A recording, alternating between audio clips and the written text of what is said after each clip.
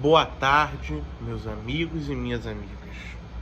Hoje eu venho tratar com vocês da questão da crise hidrológica no Rio Grande do Sul. Meus amigos e minhas amigas, é inadmissível que ainda vivamos com essa realidade tão difícil no nosso país. A gente sabe que a crise ambiental ela está forte, os cataclismas ambientais vão vir, querendo ou não, e nós temos que nos adaptar a essa nova realidade, essa situação do meio ambiente, não o meio ambiente se adaptar a nós. Mas por que eu digo isso? Existe um conceito muito importante sobre o direito administrativo sancionador. A gente sabe que durante décadas, principalmente após a Constituição de 88, a promulgação da Constituição Federal de 1988, sempre foi muito difícil achar o meio termo, isto é, o equilíbrio entre eficiência governamental e o equilíbrio com o outro lado da moeda, que é os procedimentos burocráticos, os procedimentos de controle, né, e etc e tal, os procedimentos jurídicos de controle. Sabemos que está tendo roubos, né, de doações de voluntários para a situação do Rio Grande do Sul. Voluntários estão doando seus recursos, né, muitas vezes suado, para ajudar o Rio Grande do Sul, e alguns estão sendo desviados, né? Aí entra a questão do direito administrativo sancionador, que tem um ramo próprio dentro do direito, não é na época, no início foi um direito administrativo penal, mas agora ele é um ramo próprio, o direito administrativo sancionador, né? Mas por que eu estou dizendo isso tudo? Eu estou contextualizando vocês, eu estou dizendo isso tudo porque a gente sabe que a gente tem o nosso Estado, o Estado brasileiro, ele tem um quê de Estado social e um quê de Estado liberal, né? A gente sabe que ambos encontram seus méritos, sim, na gestão da coisa pública, tem seus méritos, mas também tem suas limitações. Por isso hoje, fazer do Estado com uma ênfase mais regulatória é de fundamental importância para a dinamização dos recursos públicos, para que cheguem na ponta, ou seja, cheguem quem realmente necessita de um Estado presente, de um Estado parceiro.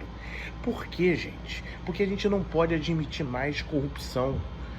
É intolerável. Corrupção é intolerável, né?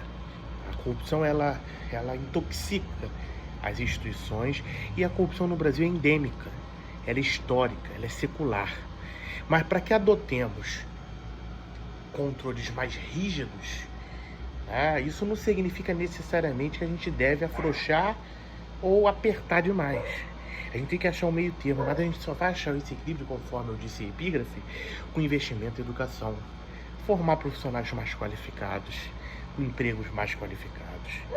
Só vamos conseguir adotar esse equilíbrio, esse meio termo, quando a gente investir, né, além da educação, em profissionais mais qualificados no mercado de trabalho, né, porque a Constituição é clara, a Constituição diz que qual a função e papel da educação? Formar profissionais para o mercado de trabalho. Um dos objetivos é formar profissionais para o mercado de trabalho, né? Não só para o preparo técnico, para o estudo técnico, mas para o mercado de trabalho. E hoje a gente vive uma capacidade ociosa.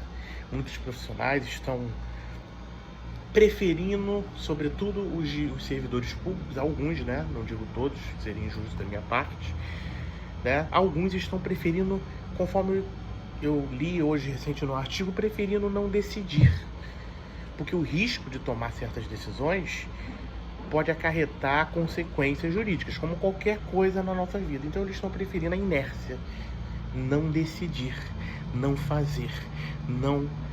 fazer nada para que não respondam depois, nem penal nem administrativamente, conforme o direito administrativo sancionador, que é o tema dessa live aqui, desse vídeo aqui que eu tô fazendo. Então, A gente precisa entender, sobretudo, que o Brasil é um país grande, de muitos recursos, de muito dinheiro. E para melhorar a gestão e a administração desses recursos, vai ser necessário investir de forma séria em educação. Estamos em ano eleitoral, precisamos avaliar direitos dos nossos candidatos, porque o nosso futuro está em jogo. Vamos eleger ou reeleger prefeitos, vereadores, prefeitos, eleger vereadores ou dar mais um mandato para outro prefeito, ou eleger ou não eleger, enfim. A gente está num período muito propício para investigarmos os nossos candidatos. E não basta, claro que isso é importante, né? Você vê se o seu candidato não responde a processos criminais ou administrativos ou a qualquer ilícito, mas não basta isso. É preciso a gente ver também o compromisso do candidato, né, com os valores inerentes à democracia. Né? Durante muito tempo aqui no Brasil, antes mesmo da promulgação da Constituição de 88, a gente não pode esquecer os períodos que a gente viveu aqui no Brasil. Períodos de exceção, de estado de exceção, que por si só atrasou e muito, né, a nossa capacidade de reação aos problemas públicos, ainda hoje, que nos assolam. Por que eu digo isso? Eu digo isso porque o Brasil é um país que teve a ditadura, que teve escravidão, processo de escravização. É um país que teve golpes e mais golpes ao longo da sua história. Quem conhece de história sabe do que eu estou falando. E a gente precisa de golpes institucionais que ameaçaram a estabilidade política do Brasil. A gente sabe muito bem disso, a gente teve muito disso recentemente, e a gente sabe muito bem o que acontece quando a gente não forma gestores públicos comprometidos com um sentimento de nação. Pessoas com vocações públicas, vocações políticas, não para fazer carreira na política, mas com vocação para a política. Isso é totalmente diferente. Então, agora tocando mais no ponto do direito administrativo sancionador, é claro que a gente precisa de controle. Eu não estou dizendo que não é necessário ter o controle. É necessário sim, inclusive eu tenho uma proposta de controle a mais, inspirado no Código de Processo de Contas de Controle Externo de Mato Grosso do Sul. Porque o direito administrativo não tem um código, né? Um código ao Código Penal, Código Civil, né? Não temos um código que tipifique, não temos. O nosso arcabouço que regula o direito administrativo é a Constituição Federal de 1988, então, o direito constitucional. Mas o que eu estou querendo dizer com isso é o seguinte: a gente não tem um código do direito administrativo. E eu tenho uma proposta de controle a mais, né? A gente não pode afrouxar nem apertar demais. É só reconhecer que vivemos num Estado liberal, um Estado social, que governa, e no Estado, um quê de Estado social e um quê de Estado liberal. Temos que fazer escolhas. Governantes fazem escolhas. E muitas das vezes eles não querem fazer escolhas ortodoxas, né? Ou melhor, heterodoxas, eu diria assim, né? E fazem muitas das vezes escolhas ortodoxas, que são de restrição orçamentária, de restringir o lado social, de restringir o lado de programa social. E sempre que há crises econômicas ou financeiras, o lado social que paga. Porque você acha, né, que eles não querem que a gente discuta gasto social, gastos em saúde, em educação, porque isso é melhorar a emancipação popular, a emancipação do povo, tornar o povo mais crítico, mais avaliativo na hora do voto, mais crítico do seu papel no mundo, mais independente em decidir, né? A inoperância da máquina pública, mas isso não significa que a inoperância da máquina pública é algo inexistente, praticamente inexistente, não. É preciso uma reforma administrativa equilibrada, ponderada, né, que verbalize, que internalize todos os valores que a sociedade brasileira quer, que é mais eficiência, né, e resultados.